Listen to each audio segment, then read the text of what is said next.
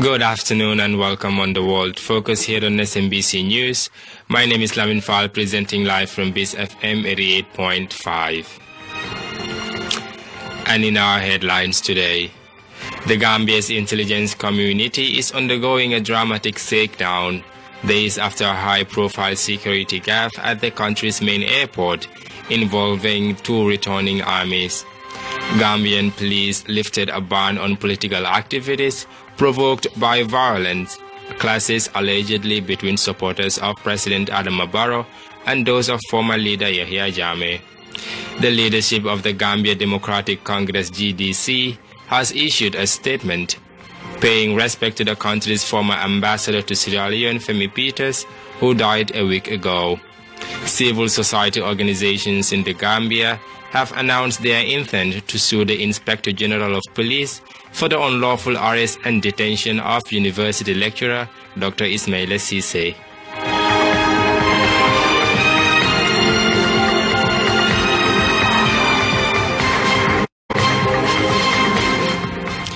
The Gambia's intelligence community is undergoing a dramatic shakedown days after a high-profile security gaffe at the country's main airport involving two returning armies. Recriminations within the country's security and intelligence community have been prompted by news of the likely unexpected return from exile of Malabo last weekend. Despite being serving members of the Gambian Armed Forces, the pair had gone to exile, spending a year with former President Jammeh in Equatorial Guinea. They were later trailed by operatives and subsequently rounded up several hours later and are currently being questioned at the military barracks outside Banjul. Underlining state interest in the case, President Adama Barrow reportedly asked to view CCTV footage which captured the scene at the airport as the generals arrived. The footage showed the two men accompanied by a civilian exchanging courtesies with a handful of immigration officers at the airport. Since then, some security operatives have been suspended or transferred pending investigations into willful negligence, official incompetence, or possible culpability by a section of the Gambian international intelligence community. A memo leaked to the African Press Agency on Friday confirmed that the State Intelligence Services, formerly the National Intelligence Agency NIA, is undergoing some drastic tweaks, with unit heads being transferred to other branches of the agency.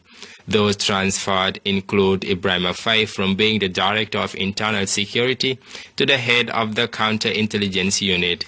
Sadi Gassama was moved from being the head of External Security to the directorship of the SIS Internal Security Unit. The others are Mariama Janko, Counterintelligence Director, to the Director of the Kanifing Municipal Command, Sambaba as Director of Training from his post as Director of the Birkama Intelligence Command post. Perhaps the biggest leap was by Lamin Jadama, from Deputy Director to the Director of the SIS External Security Branch. Osman Jallo, who worked as Operations Coordinator, now heads the Intelligence Unit at the Banjul International Airport, while Jere Jammeh, Director of Intelligence at the Seaport, from his position as Regional Director of the Kanifing Municipal Intelligence Unit. Gambian police lifted a ban on political activities provoked by violence clashes allegedly between supporters of President Adama Barrow and those of former leader Yahya Jammeh. The ban put in place on January 11th had suspended permission for rallies and other public political events as the country prepares for local elections in April. A police statement release said, "Political parties that wish to hold political activities using public address systems are welcome to send in their request." It reiterated a commitment to ensure that political activities are conducted in a safe and secure atmosphere following the clashes in early January.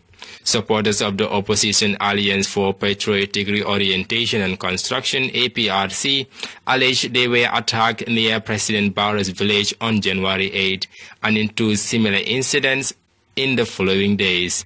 The presidency confirmed several people were injured in the first confrontation, while supporters of the ruling United Democratic Party say villagers attacked the APRC supporters, not their members. The APRC was once led by Jammeh, who left the country for exile in Equatorial Guinea just over a year ago. He ruled the country with an iron fist for 22 years, during which he was accused of rampant corruption and human rights abuses.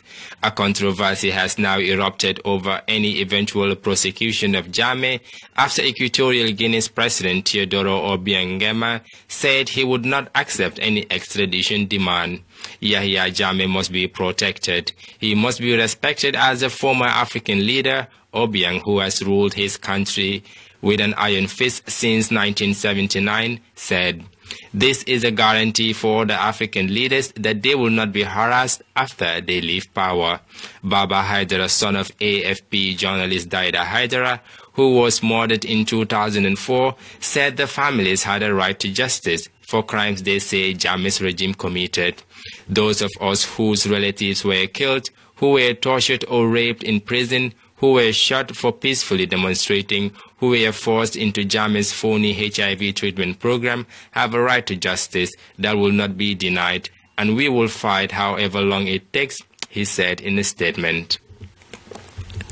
The leadership of the Gambia Democratic Congress, GDC, has issued a statement paying respect to the country's former ambassador to Sierra Leone, Femi Peters, who died a week ago. Peters was an executive member of United Democratic Party who has been imprisoned severally in the country's 22-year dictatorship. He was released from detention a little more than a year ago following Jammeh's electoral defeat. GDC said it mourns the icon we regarded as a beacon of righteousness, who sacrificed everything, including his precious life, in pursuit of justice and true democracy for our beloved nation. We are deeply saddened by this great loss of a true patriot who should have been living to witness the fruits of democracy he helped created from his 22 years of struggle and sacrifice against tyrannical rule, the party said in a statement issued on Sunday. The party of ex-parliamentarian Mama Kande said the late Femi Peters endured untold sufferings during the reign of tyranny, but remained steadfast to liberate us from the shackles of tyranny to the journey of democracy. He was buried this week, and many said they are dismayed that the freedom fighter was not given a state funeral. He was a champion of peaceful assembly and expression who defied draconian laws that seek to curb these rights. Femi Peters is the fourth person that was jailed by the autocratic regime of Yahya Jammeh since the April 2016 opposition protests to have died. Lamin Faal and Ibrahim Cisse are among the first freed political prisoners to die of suspected health complications they suffered while being in jail amid reports of torture and poisoning. Civil society organizations in the Gambia have announced their intent to sue the Inspector General of Police for the unlawful arrest and detention of university lecturer Dr. Ismaila Cisse.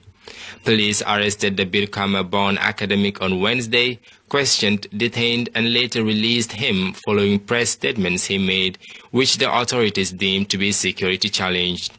Following his overnight stay at the police, 27 civil society organizations held an emergency meeting at Tango offices yesterday, at the end of which they resolved to embark on an 11-point plan of action.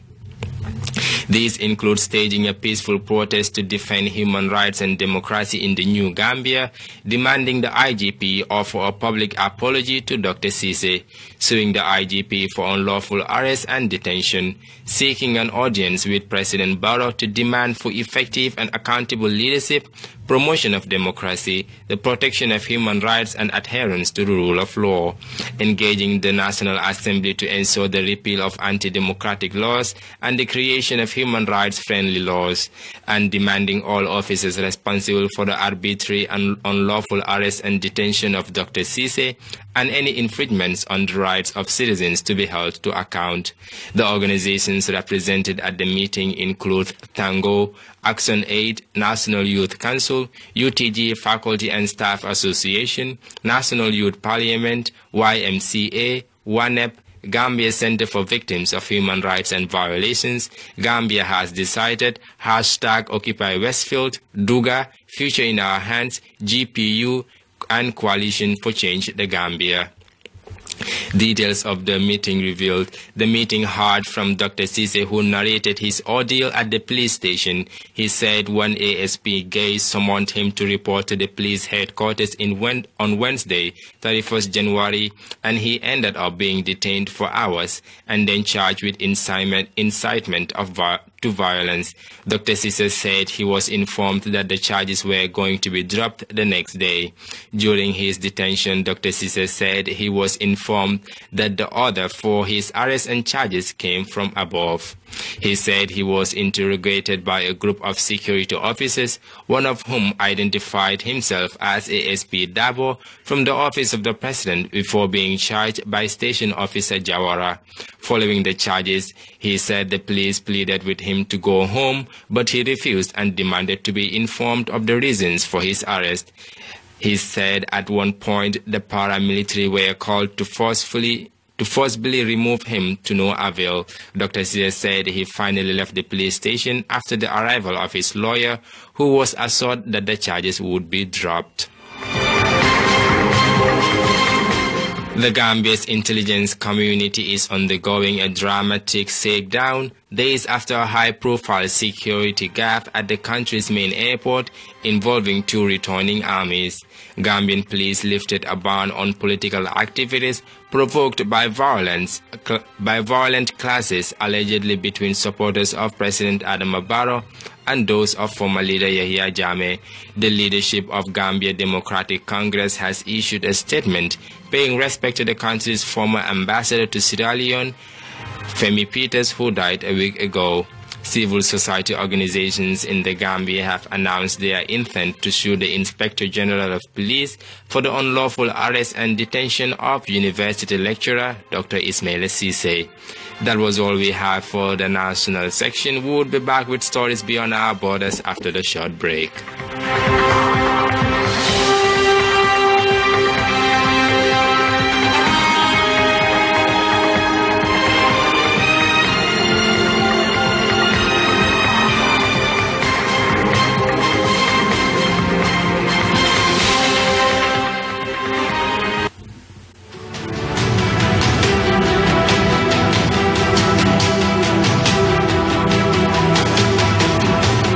Others report about the Gambia, they do so with half measures. With SMBC News on BSFM, you are guaranteed the full truth. In and around the Gambia, our reporters are on the ground digging up the facts and reporting them the way they should be. From Banjul to Janjanburi, Brikama to Bansang, Katong to Koina. SMBC News is there with analysts, experts, and special contributors to break the news to you as it unfolds. SMBC News on Beast FM, bringing the backstory to your front headline.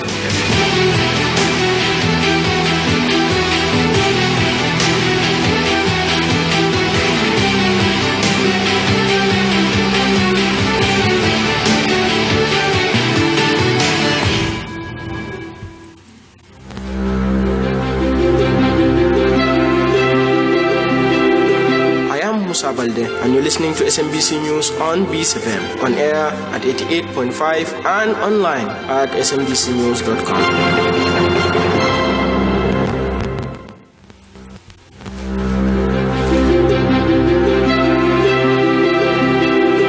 I am Zainab Jabate, and you're listening to SMBC News on Beast FM, where we bring the backstory to your front headline.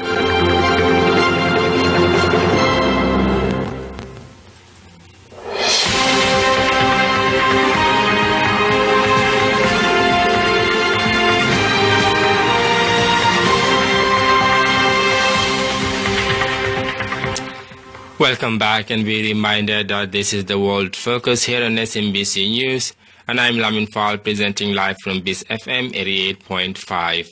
And now to news beyond our borders. In our headlines, London mosque attack convicted of murder. Video showing massacre of Rohingya Muslims has been released. Jerusalem to Muslims, Christians and Jews. Ban on 28 Russian athletes have been revoked.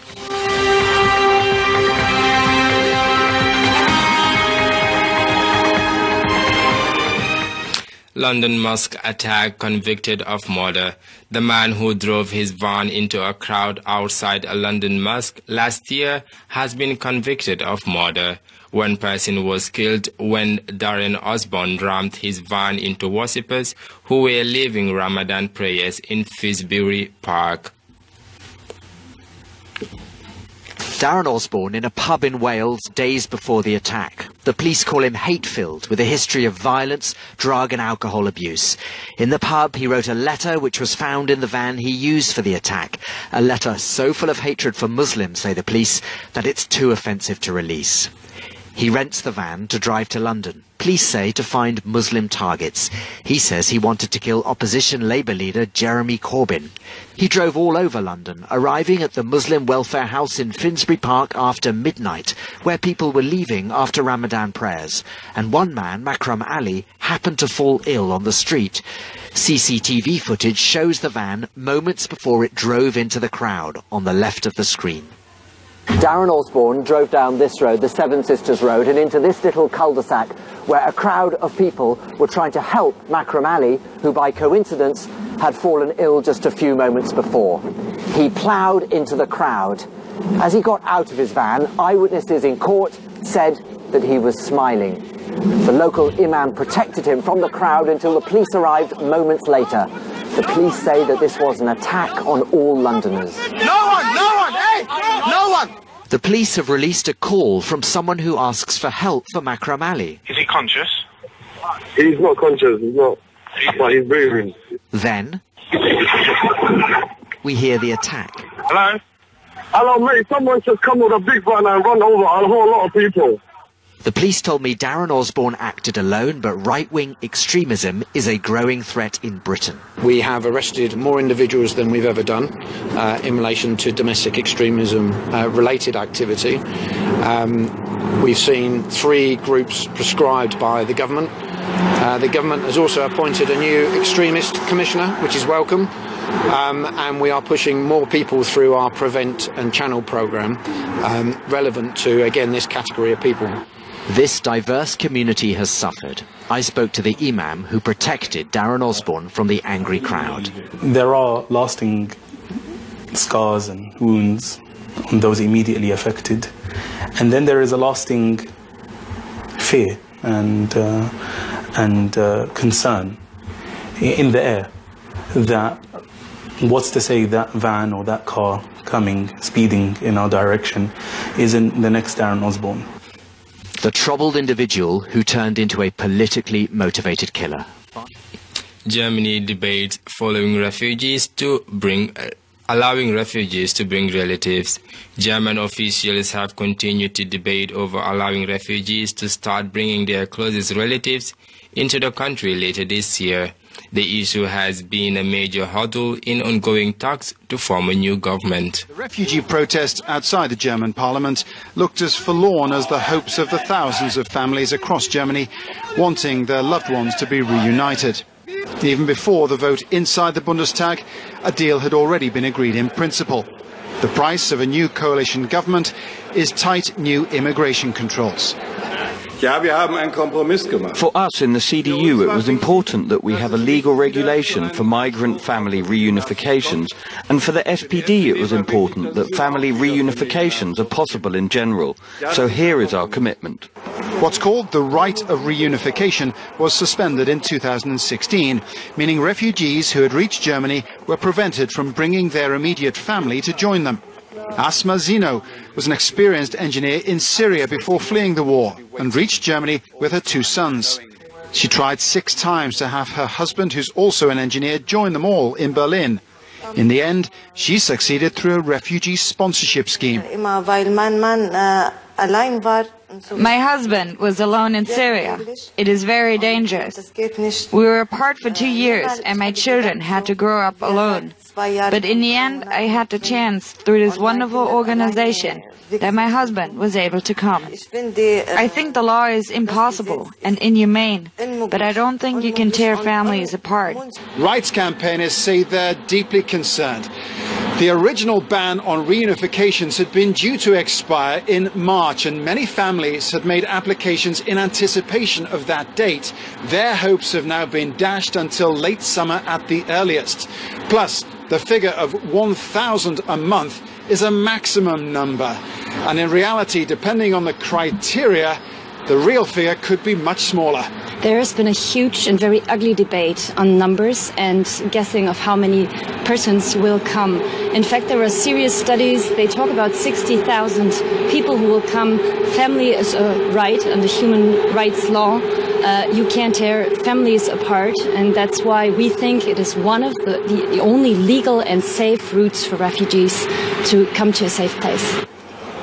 The Bundestag vote appears to address the largest obstacle preventing a new coalition government being formed. But the debate over the use of quotas to regulate refugee numbers is far from over here. Kenya court orders reopening of TV stations.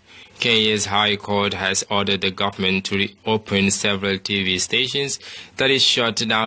Was an attempt to overthrow the government and security. He says the TV stations that were taken off air were facilitating that illegality. Police have also arrested the lawyer who presided over the oathing and have declared the National Resistance Movement an organized criminal group. The opposition coalition started the movement last year to push for electoral reforms through peaceful resistance. These opposition leaders say plans to intimidate them won't work. We fought for a long time to give this country a new constitution in 2010. That new constitution, together with all the freedoms that it entails, is under serious attack right now. Odinga says he doesn't recognize Uhuru Kenyatta as president because he won the presidential election last August. The result was invalidated by the Supreme Court. It remains unclear what his next steps will be or even what his title, People's President, really means. Videos showing massacre of Rohingya Muslims have been released. The Association Press has released a video showing what they say is the site of massacre and at least 5 undisclosed mass graves of Muslim-majority Rohingya in Myanmar. When contacted, the Myanmar government declined to comment on the video. The UN Special Rapporteur to Myanmar says violence against the Rohingya bears the hallmarks of genocide. The Associated Press news agency has released a video. It says confirms reports of a massacre of Rohingya Muslims in Myanmar last year. AP says the pictures appear to show the bodies of half-buried men. Its investigation suggests at least 5 previously unreported mass graves have been found. The news agency spoke to villagers who say the number of dead could be as high as 400. Whoever was injured but still alive after the attack was thrown into flames. Young men like myself managed to escape the attack, but others like small children and women couldn't run away in time. They were either killed or tied up and thrown inside homes by the military, which they burned down using launchers. It's thought the massacre took place in Gu Dar Pien in Rakhine State in August. A few weeks ago, for the first time, the military here said that soldiers were involved in civilian deaths. It acknowledged one mass grave containing the bodies of 10 Rohingya it called terrorists. The UN says reports of more mass graves warrant further investigation. I do not have the details of this particular site or the village mass graves, but it is you can see it's a pattern that I've said earlier, and we had the Tulatoli massacre, but Indian is where the mass graves were discovered. But when I was talking to some of the refugees, a man said to me he had buried 430 plus bodies before he escaped his town. And I received scrolls of names of people who are alleged killed or missing. So this is something that needs to be investigated, and this is why we've called for a fact-finding mission. And Human Rights Watch says there's growing evidence of genocide in Rakhine State. What is most worrisome about these reports, beyond obviously the killings, is now the effort to cover this up, that they discovered in some instances acid is being used to burn off the features of the people killed or burn off the fingerprints to try to obstruct any accountability. And that shows a degree of pre-planning that will really, I think, impact the international community's decisions about whether this constitutes genocide or not. Myanmar's government has previously denied any reports of a massacre. It has now cut off access to Gudapin. Other than tightly controlled government trips, the area in northern Rakhine State where there was violence has been closed off to the UN, humanitarian groups, and more than 650,000 Rohingya have fled Myanmar for neighboring Bangladesh after a military crackdown in August last year.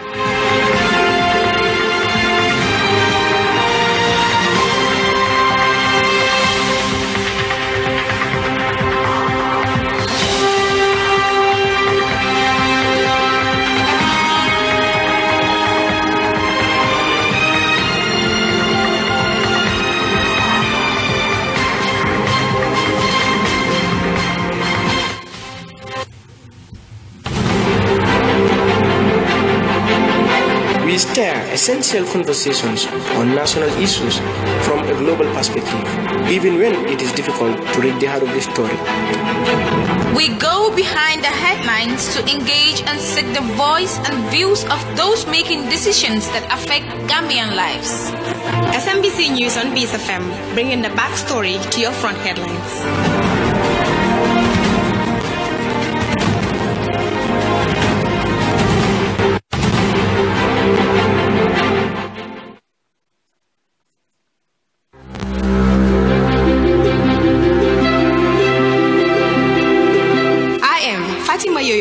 And you're listening to SMBC News on Beast FM, where we bring the backstory to your front headlines.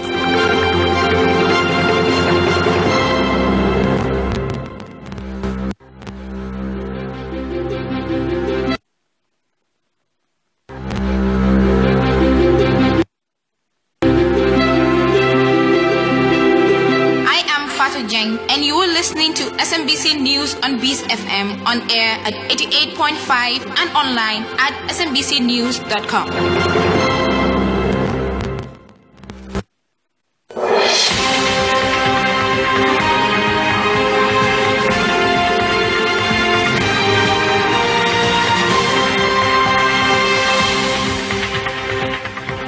Welcome back, and be reminded that this is the World Focus here on SMBC News, and I'm Lamin Faal presenting live from Beast FM 88.5.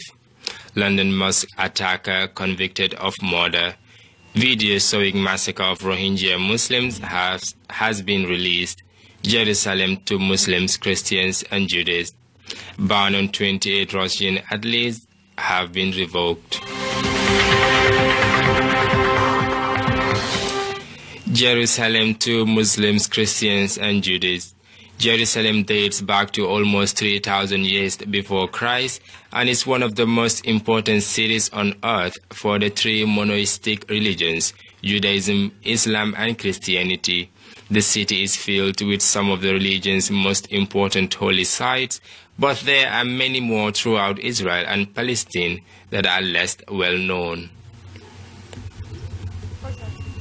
Let's go to Laura Burden-Manley for an in-depth tour of the holy sites. Thanks, Doreen. Now, Jerusalem dates back to almost 3,000 years before Christ and is one of the most important cities in the world for the three monotheistic religions. That's Islam, Christianity and Judaism.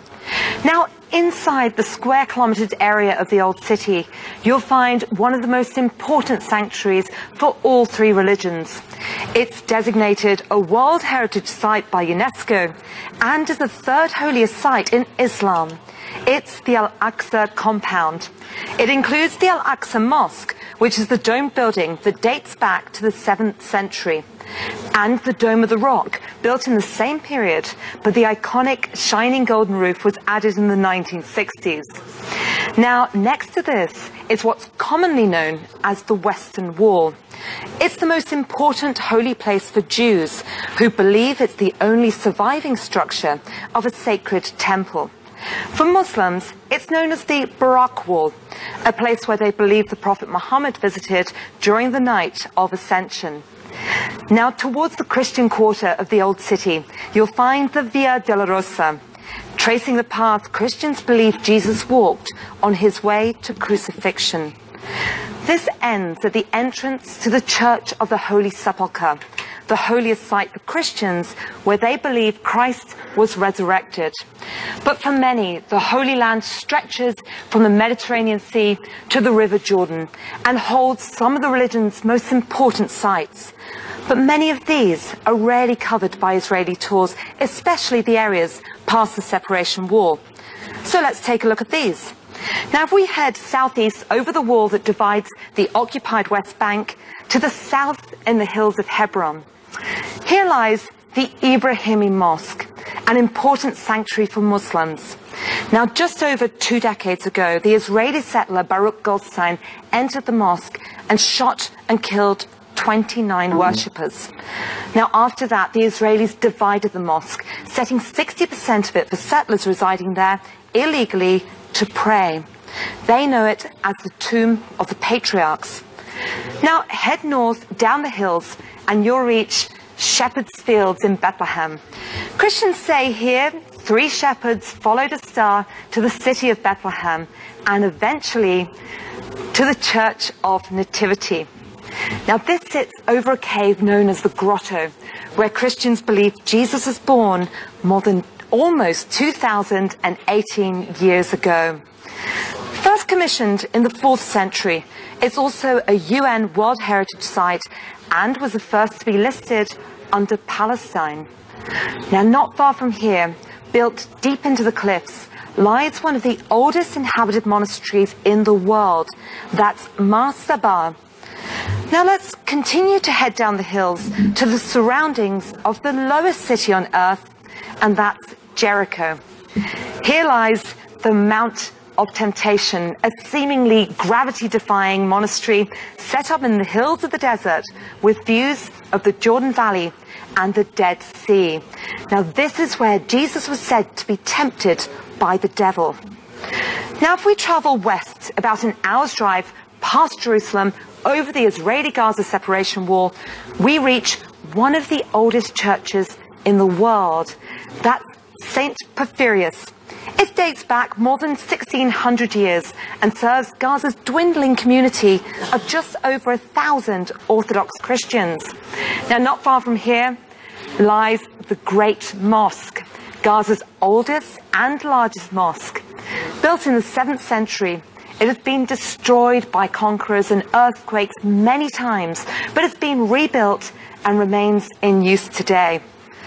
Now, although the Holy Land is important for all 3 religions, Muslims and Christians are often prevented from visiting these sites due to the Israeli ban on 28 Russian athletes have been revoked.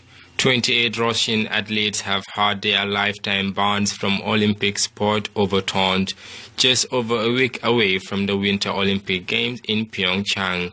Although this is not a declaration of their innocence, rather it is due to insufficient evidence for the bans. This reversal means the athletes can retain their performance records from the 2014 Winter Olympics and can compete again. The International Olympic Committee says its campaign against doping has been shaken by the decision. Sochi gold medalist Alexander Legkov, silver medalist Olga Fatkulina, gold medalist Alexander Tretiakov, just 3 of the 28 Russian athletes who've had their Olympic doping bans overturned, and their results at the last Winter Olympics in Russia 4 years ago reinstated after their appeals were upheld by the Court of Arbitration for Sport. The evidence collected was found to be insufficient to establish that an anti-doping rule violation was committed by the athletes concerned. This does not mean that these 28 athletes are declared innocent, but in their case, due to insufficient evidence, the appeals are upheld, the sanctions annulled, and their individual results achieved in Sochi are reinstated. It's a setback for the case built against Russia by the International Olympic Committee and World Anti-Doping Agency. Vladimir Putin has often said that the anti-doping allegations against Russia are politically motivated, even that they are designed to interfere in the upcoming presidential elections. Well, that vote is less than 2 months away now, and so for the Kremlin, CAS's decision is a timely gift. It fits neatly into a picture often painted here, certainly one regularly offered by the government and state media, of Russia as a besieged fortress, righteously defending itself against a largely hostile world. And Russia is now pushing for its previously disgraced sportsmen and women to be readmitted to the Winter Olympics starting next week in South Korea. The Court of Arbitration for Sport confirmed our athletes are clean and earned the right to take part in the Olympics. So the Russian Olympic Committee will send a letter to the International Olympic Committee suggesting they allow our athletes to compete in the Olympic Games. Despite what Russia's sports minister says, the International Olympic Committee notes CAS's point. A lack of evidence doesn't prove the innocence of those athletes. Poland passes controversial Holocaust bill. Israel says it is adamantly opposed to a police bill that would make it illegal to suggest Poland was complicit in the Nazi Holocaust. Poland's upper house of parliament backed the draft legislation despite objections from Israel and the US. The Senate voted overwhelmingly to approve new Holocaust legislation that makes it a crime to refer to wartime Nazi extermination camps as being Polish or to accuse Poland of complicity in the atrocities of the Third Reich. Israel has condemned it, the Foreign Ministry saying on Twitter, Israel views with utmost gravity any attempt to challenge historical truth. No law will change